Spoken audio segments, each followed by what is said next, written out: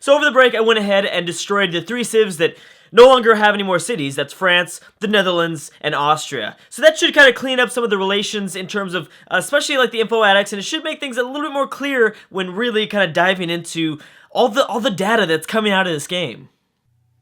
So yeah, now things are looking a little bit better now as the lines continue to, I don't know, form all throughout the remaining characters within this world. So what really grabs my attention here, because, you know, obviously there's so many different wars going on, so many different regions of the world where these things are going on as well, but what really grabs my attention are the civs that aren't at war. Carthage, not so much Carthage. Carthage, I mean, I don't think that she really plays a big role in this game anymore. But the 2 key ones are Germany and Poland. These are very powerful civilizations, and they've decided to kind of stay at peace.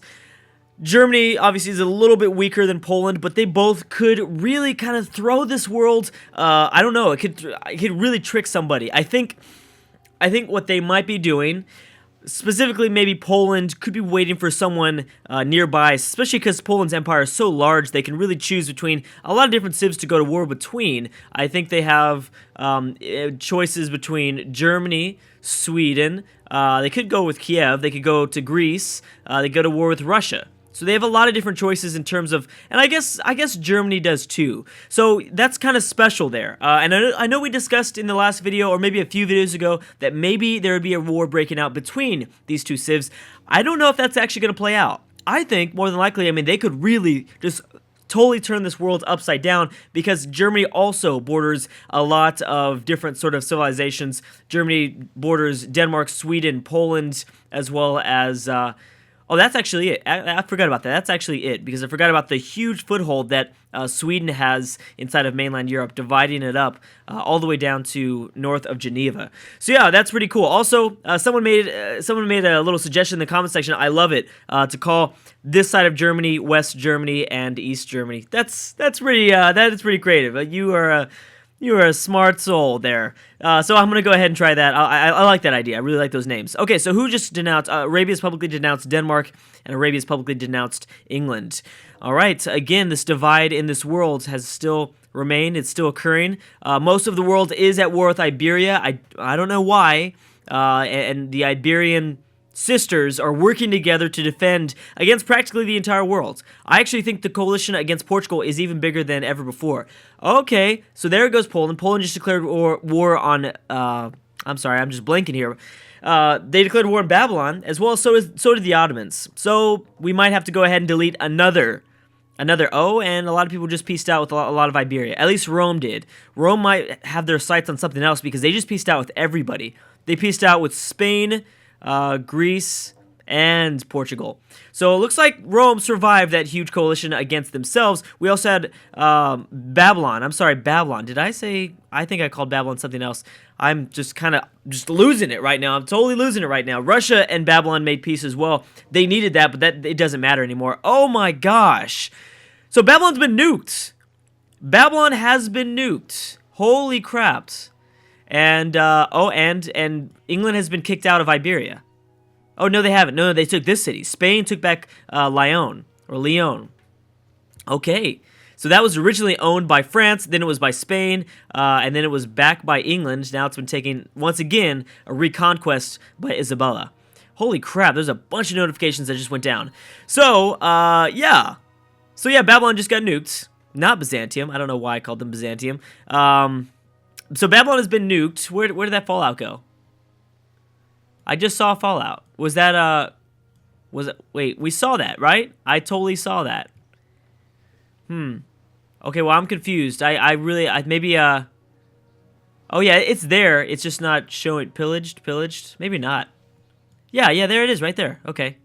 That looks like that's fallout, right? Yeah, that is totally fallout. Okay, whoa. What's going on with my game? That freaked me out for a second there. I thought I was literally losing my mind.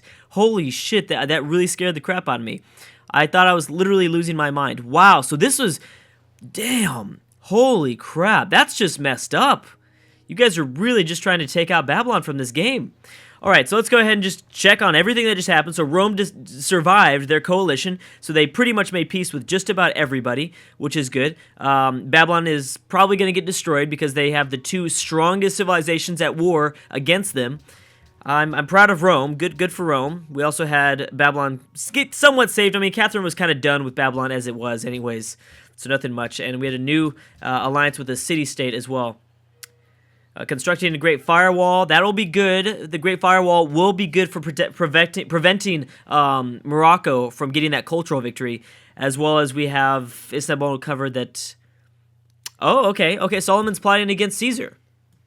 I don't think that that's ever going to happen. I think that's way too far out. Okay, let's go ahead and watch as Babylon gets destroyed. He has he has 3 cities remaining, I'm sorry, so more than likely, I think, if they can find a way, Poland might... Oh, and England got it back. England got this city back, so she still controls a lot of territory. Tours is still technically... Wow, look at the weird cultural... look at the border growth right here.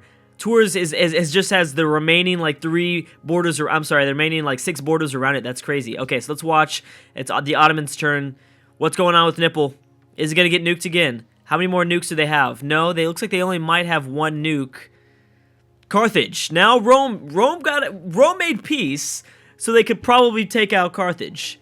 Morocco is also going to join in with that battle. Let's not forget that Morocco does have a few boats, and they have access to the Mediterranean. So Morocco is definitely not a pushover. They will help out Rome when taking out Carthage from North Africa. Wow. But you know what? Carthage has a shit ton of boats. Submarines, to be specific. Wow, there's a lot of civs that have really impressed me just by their sheer desire and their sheer willpower to survive.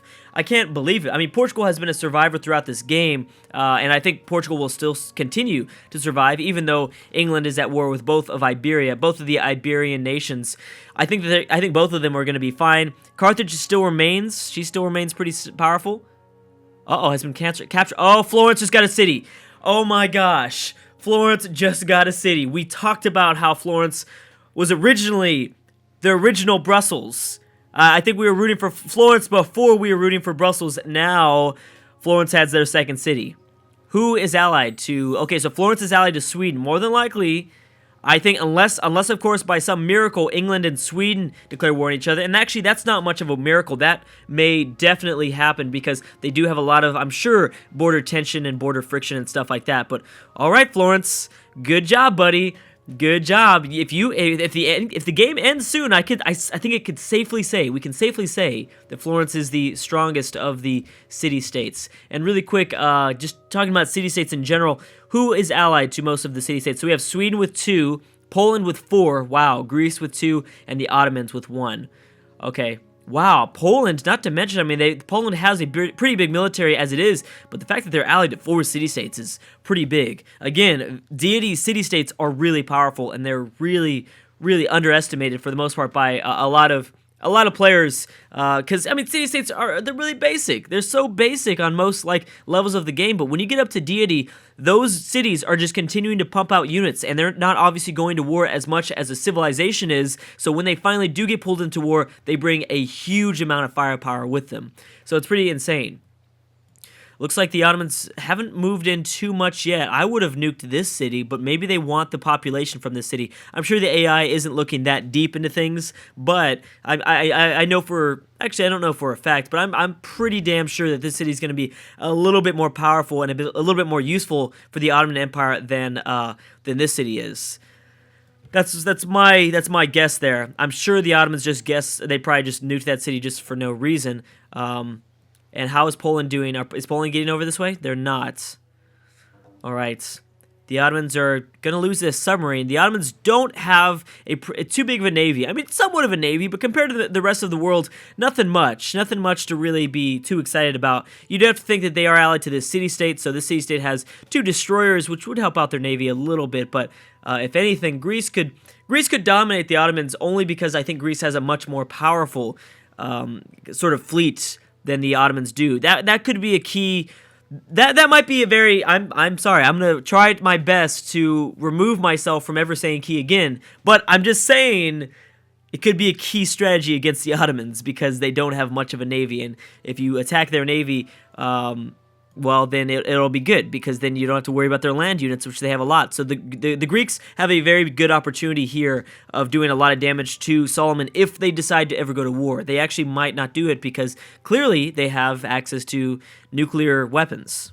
So who is this? The Ottomans are also plotting against Sweden. I'm sure the Ottomans are probably plotting against just about everybody right now. All right, so, is Portugal going to run in here and grab the city? I don't think so. I don't think an infantry unit, no. This city just got a lot of its health back. Wow, but Elizabeth is still going strong. I saw a line of defense coming. Also, Sweden is coming for reinforcements. It's going to be very difficult for the AI to maneuver around these mountains, though. Once again, that's kind of kept Iberia as a whole pretty safe. I mean, not that much, really. I mean, if you think about it, Spain's been really lucky. They were, they fought a pretty...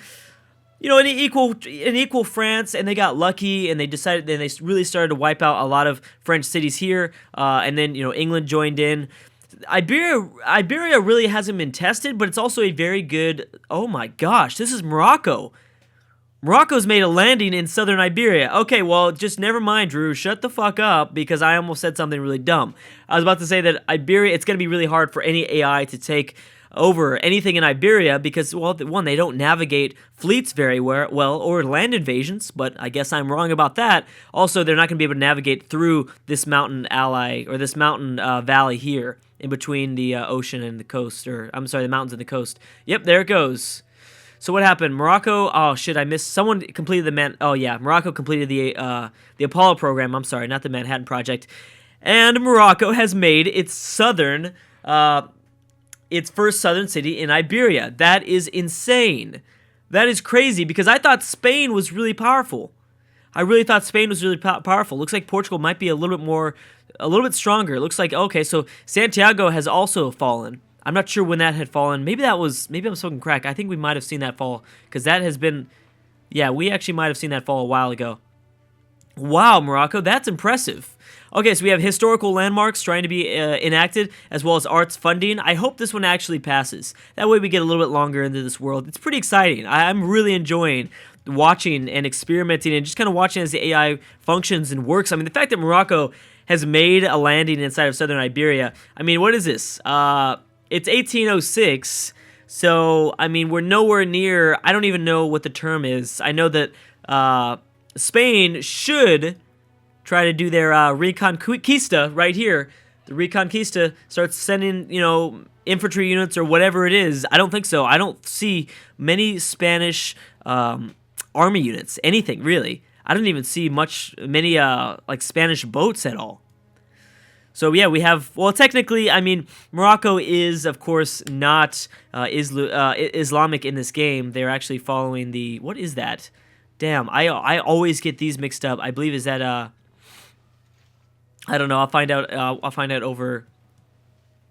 right here when I go to the religious overview, because I haven't actually checked that in a while. I do want to see who ultimately, because by this point in the game, the religious part of it is over. Catherine has built the first SS booster. All right. At this point in the game, yeah, the religious part of it is all over. There's nothing really to... Wow! The Polish Empire has spread Judaism to 70 cities. Judaism is spread to 70 cities. That's insane. That's crazy. Okay, so Hinduism. So Morocco is Hindu, which actually is the Spanish Empire's religion. Okay, I don't know why I thought for a second there that Morocco had controlled that. I know that we're missing a few things there, but I'm keeping my eye on the text. If we see some cities change hands, we'll kind of notify that and we'll look into it and stuff like that. Wow, though, that's pretty crazy. Hinduism also did pretty good. So it looks like a lot of the religions within Europe managed to do better than the outside ones. Even though we talked about it, the Egyptian Empire with Islam had an amazing amount of faith per turn. But ultimately, they just weren't able to reach enough cities fast enough. You have Poland, who clearly was probably going to be the winner no matter what, no matter how bad the amount of faith that they were producing per turn, because they're right smack dab in the middle of this map. Judaism, of course, is going to spread everywhere. I mean, it's spread to Russia and East Germany, East Poland. We could probably call that East Poland as well. We have West Poland, all, of course, completely surrounded by Judaism. Now, how about Catholicism? Catholicism controls most of the British Isles. Doesn't look like, yeah, Catholicism completely. How about Iceland? Iceland is under Hinduism. We have Scandinavian region following, well, actually mostly following Judaism, but we have some religious tension in the Danish Empire with Catholicism, I guess, being the main religion of the coastal cities. Oh wow, that's pretty crazy. And Sweden has got up the Manhattan Project. Hey, all right. So historical landmarks was passed. That'll offer them, I believe, it's a little bit more culture. If I'm correct, a little bit more culture for certain tiles. Arts funding was not passed. Now, why was that? There was a lot of yays and a lot of nays. The Ottomans have had a lot of votes, and they really invested heavily in making sure that arts funding did not pass. So did England, Carthage, the Celts, Russia, Sweden, Germany, Babylon, Venice, and Denmark. Everyone else, Greece, Poland, Rome, Arabia, Spain, and Morocco voted yay. Wow. I really thought that was going to pass. That tends to pass for some reason. Even though there might be a civ that's really close to a science victory, it weirdly passes. They'll vote for it. I don't know why. And Denmark looks like they want a piece of Iberia. As Spain is being attacked from all sides here, looks like they might want a piece. Sweden, I don't know if they're going to really be able to help out too much in this war anymore, because I don't know if they're continuing to send troops down from the north, down southward. Wow. So there's a siege going off in the west coast of Lisbon, the capital of Portugal. Those are a lot of submarines, though. Elizabeth's fleet's gonna get fucked up if they don't get out of there. Do not mess with the Portuguese fleet. They are getting those damn boats up so fast. It's unbelievable. It is really just unbelievable. How about the Ottomans? Actually, how's Carthage doing? Carthage is still doing good. Remember, they had still a pretty good fleet, but we can't forget that there's an immediate border between Rome and Carthage right here in North Africa. And they have a lot of troops over this way as well. All right, Spain. So what are you gonna do? Are you gonna attempt to take back this city? I mean, you're being really just, I don't know, butt rushed from all different sides, from the south and the north. Again, if Portugal is able to survive this, as their sister Isabella just completely just screaming from the east part of Iberia, wow, I'd be incredibly impressed. Maria just letting her sister fall. I don't know if they liked each other. They did. I know they had a declaration of friendship, not in the very beginning, but they did at the very end. People we like to visit, we have Morocco, Egypt, and Poland. How many people have influential statuses? Okay, so yeah, it's Egypt, Morocco, and Poland. Okay, so that's exactly what that was trying to tell us. Russia is one influential. Also, someone let me know in the comment section below that it would be impossible for an AI to win a cultural victory because they would never be able to be influential over myself, who technically I'm playing as the Huns. So if that's the case, if I see anyone with 17, of course I will go ahead and pause the video, make sure that they get their proper victory screen, or I guess I would get my loss screen, so they officially take home the win. So that's not a big deal. But I don't think we're going to see that. We have multiple civs with the Manhattan Project up and built and ready to go. Yeah, quite a few. Looks like we have 1, 2, 3, 4, 5. 5, and then Catherine has the first SS booster up as well. We should probably check on the science output again, because this is probably going to be it's not too many turns away from the end of the series. So this would tell us a lot. Technically, on the surface of things, it looks like Russia's going to win, short of a massive invasion by both Germany and Poland. If Poland or Germany or both of them decide to declare war, then we could see something. Or even East Greece. East Greece could cause an impact. Actually, even the Ottomans. If everyone decided to declare war on Catherine, even though she has access to nukes, technically, I think they'd be able to do a lot of damage, but she has a lot of defense. Look at the amount of troops and military units she has kept up to defend her empire. She knows what's going to happen. I think she knows, and she's prepared. She's definitely prepared. And in the last video, I did check on who exactly is afraid of each other. This does tell us a lot of who has access to a lot of nukes. So it looks like everyone is afraid of Catherine. So she does. She certainly has nuclear bomb capabilities, weapons of mass destruction. So it looks like Spain, Portugal, Venice, and Arabia are all afraid. Nobody that's immediately bordering Catherine, though, so that's good, because that is really the only... I think Russia might win this game. Russia is the favorite to win this game, certainly 2 techs ahead at first place. I don't know exactly how much she is producing per turn. We should check that right before we end this series, or I'm sorry, end this video. Where is the manufactured goods. So technically she is not doing very well at all in terms of production. So it's possible for her not to win it, but I think to say that she's not leading the pack for the possibility of a victory here is just not smart. I think that she definitely is the favorite to win. So we're gonna have to see. We have a few more videos to go left in this series. Thank you guys so much for watching, and I will see you guys tomorrow.